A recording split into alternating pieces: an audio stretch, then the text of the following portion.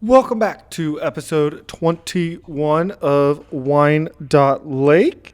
Today we are going to be continuing work on our tiki themed area within our water park. We still don't have a name for it yet, so if you have any ideas for a name, be sure to drop a comment down below as always. This area does end up turning out incredibly well. I am very pleased with it. You will see we actually go in and make some significant changes to how this attraction is set up compared to what it looked like here at the beginning of the video. And I think it really just does a great job and goes a long way to helping enhance and bring this attraction to life. Starting off with something that we didn't do on video, we ended up kind of cutting out a bunch of stuff with this area because I went in and changed a lot. But you see we have kind of the basic generic Planet Coaster fencing in here. I had originally been placing some custom fencing around the entire area, but ended up deleting it all just because the in-game fence looked a lot better. The customization with being able to change colors and everything works really well, especially when you think about the angles and everything, and it just was not adding up the way we needed it to add up in here. And so we ended up going with that. I think it actually ends up looking great. So we did lose about 5 minutes of footage, which I think is fine because it's already a little bit of a longer episode at 23 minutes here. But yeah, so we ended up doing that. Ended up working really good. I do think, I talked maybe 2 videos ago about fencing and, when do you add fencing, when do you not add fencing? This is an area that I do think fencing is really important just because we do have all of our different elevation changes. And so you just want to make sure nobody kind of goes off the pathway, nobody falls or, puts themselves in harm's ways or anything like that. So what we've been doing here for the last, I'd say a couple minutes or so, is we have been placing in the base of our foliage for this area. And so we did this beach cabbage around the entire area. I did a little bit at full scale, but I ended up scaling a bunch down to 50%. And this is actually something that I wish the game did. I wish when you scaled it down, it actually kept the leaf sizes the same because our larger leaves look really, really big compared to some of the ones we didn't scale down. Now, there's so much in here, you really can't see any of it. I do wish I had waited to put this in because it does end up being a little more difficult to kind of put in our trees and everything, but we work around it and it ends up kind of working out well anyway. So what we're doing now, we've got that base foliage in and we're going to put in some touch points. I talked last episode about really having a lot of touch points within this section of the park, and this is no exception. So we're going to put a little touch point in. We have 2 different touch points that we are going to have within this kind of hot tub area. And this is the first. It's I ended up putting in a statue. It's kind of a statue. It's the center point here. Not wild about the statue. Sorry, that's the second one. I'm getting ahead of myself. This is the first one. This is the first one of my favorite. I do like the statues here. I do wish there were more. I think this statue works a little more than the second one, which you'll see here in a couple minutes. But what I did is I scaled them down. I think I changed the colors up on them. If not, it's definitely something that's going to be done to kind of give them some variation. But I do, just like with our other touch points, I eventually want to put some audio with it, some kind of visual enhancement with the lights. I don't know that this is going to be one where they go up and down into the ground just because those other ones we have boxes that they can go into. Versus this one, we'd have to dig down, which would be a little more difficult. But I do eventually want to come back and put a little bit of a show here, kind of make it a little more interactive. And then we add, obviously, the rocks in to kind of hide the lights, try to give a little bit more of that kind of magical look to it. So within this whole area, within the hot tub area here, while we have a second, I do wish they would put actual hot tubs into the game. I think that'd be really cool. I am a little worried because I don't have ladders in any of these pools, so I don't think people are going to use them. I think that's something that I saw. You have to have a ladder, and they're too short. So we might even end up having to go in and redo this area for a third time to add in some ladders, which I'll probably do that off screen if that's something that does end up needing to happen. But I do wish we'd add that. I also wish they would add in some way to kind of restrict pools. You think back to Planet Coaster 1 and the hotel areas, you could make it so you had to have a priority pass to get a room. And I wish we could kind of go back to that a little bit, but with pools. That way you could make it so, maybe this pool is a little more of a restricted area, or, your group had to reserve this pool and, you could have up to a certain amount of people. I think that would be something that would be really cool in the game and just add to the variety of parks and the management side of the game, which would, I think, just go a long ways to kind of enhancing the game, making what is already a great game even better. So on to our second touch point here. This is the statue I'm not a huge fan of. I think it looked really cool at first. What I did not realize is the goose mouth will kind of spray water out of it. And it ends up looking fine. We end up kind of putting in a little water here, and it works. But at the same time, I do wish that you could turn that off, because I do think it would just look a little better if it didn't have that water with it. I do think of all the statues in the game, it does fit the best, though. There's not a lot of statues in the game. I think that would be awesome if we could get a few more statues, a few more variation of things put into the game. But is what it is for right now. I do end up complementing it with a tree, and then obviously we've got those two kind of tiki statues that we put in as well. And we're going to kind of lower the base of that there, add in some water, and just really kind of fill it out a little bit. We end up also, not in this episode, I think it is this episode, at the very end of this episode, we end up scaling that tree all the way up to 200%. And it ends up just being a massive center point, a massive focal point, and I just love the way it turned out. Super happy with that. And so it could definitely look better. We softened the lights up a little bit, but looks great. I also will say, this is, I think, the first time I've ever used those spotlights in either Planet Coaster 1 or Planet Coaster 2, and they really did exactly what I want. I mean, look how great that tree looks at night. I mean, just absolutely gorgeous, super incredible with it. So that's what we end up putting over here. And then this is the thing that's going to be kind of a pain if we have to go back and replace all the pools with deeper pools so we can get ladders in there, is these misters. So when thinking about this area, I kind of wanted kind of a hot tub, hot springs kind of vibe, because that just kind of felt, a tiki area, natural hot springs you kind of would have. And so obviously you would have steam. And so what I ended up doing is I went in and we put these misters, and they're misters, not steamers, because you don't want anyone to get hurt by the steam, but we kind of buried them in the grates here.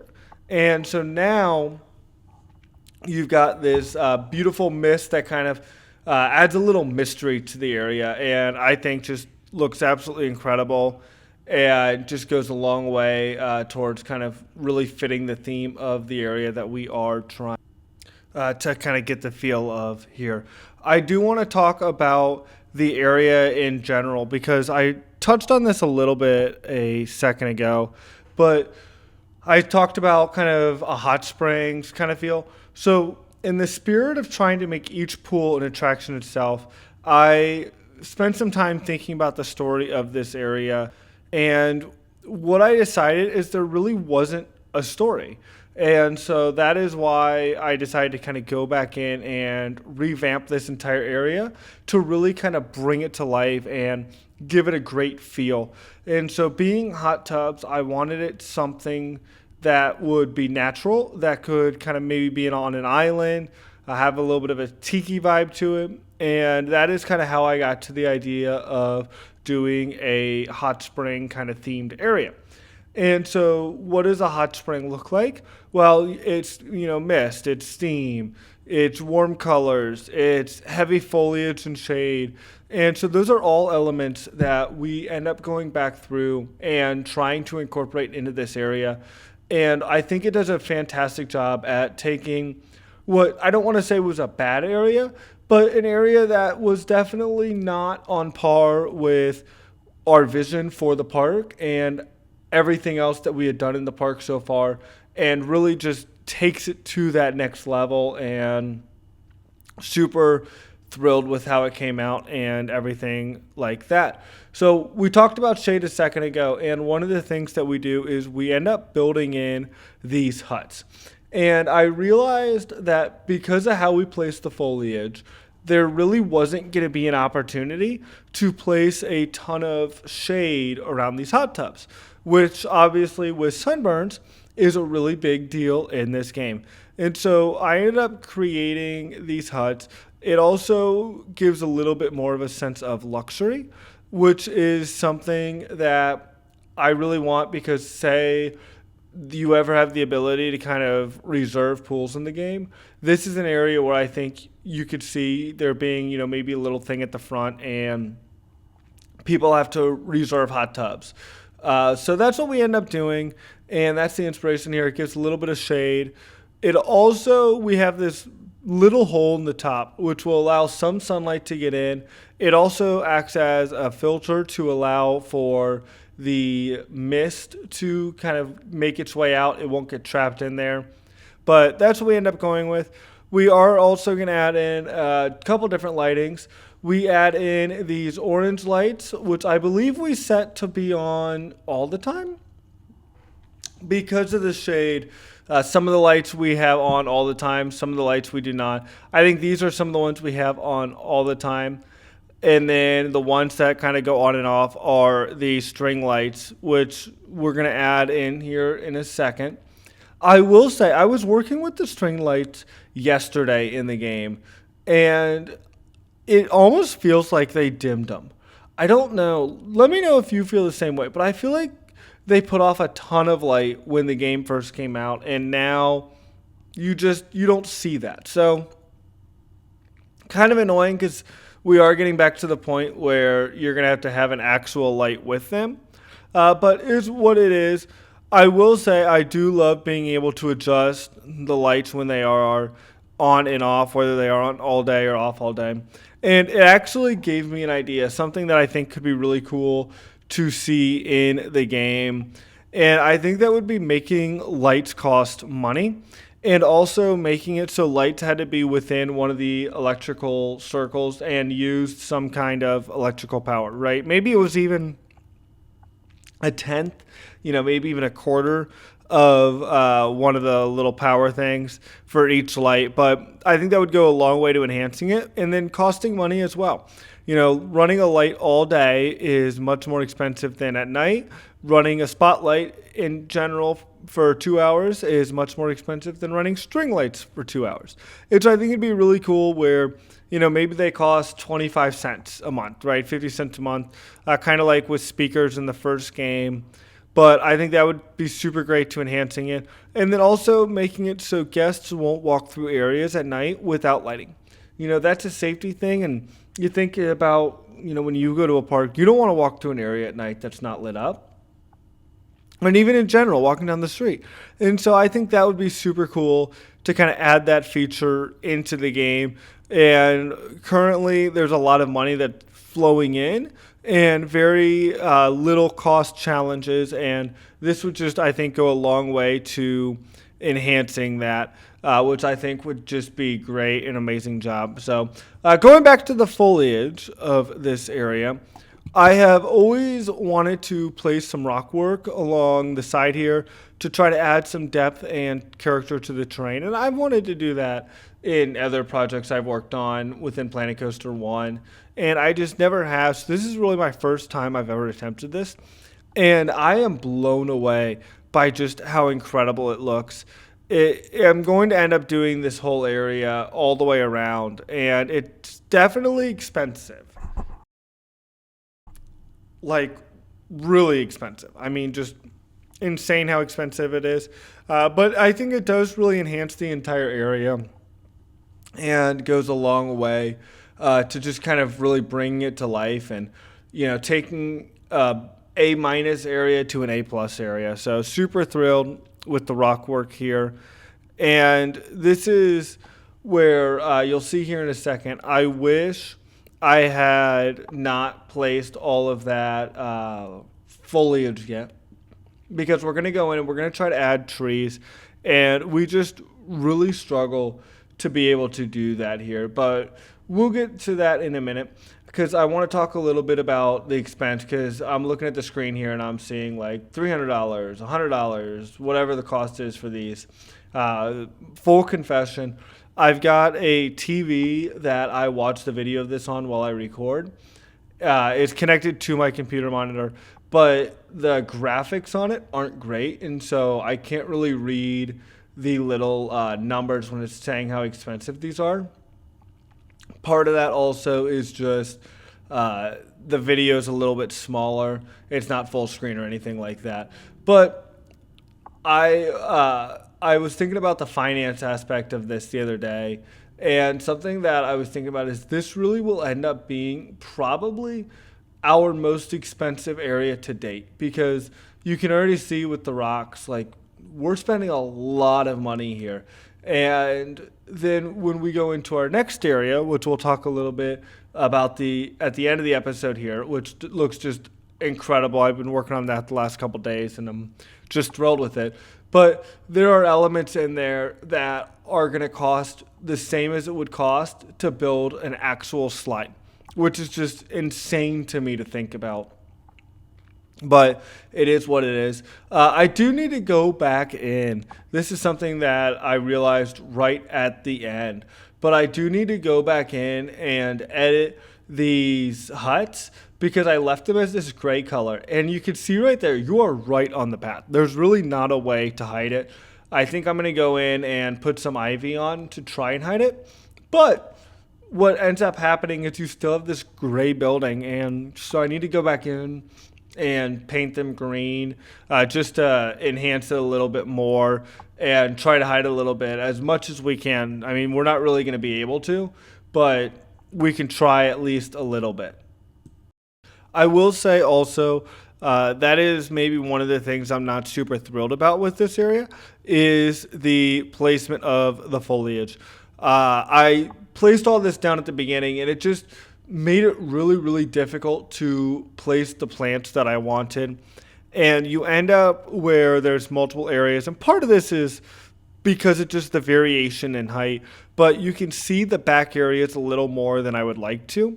And I wish I had gone through and done all this before I kind of built other stuff in. Because I could get a little more scaling. I could get a little more of the kind of levels of terrain.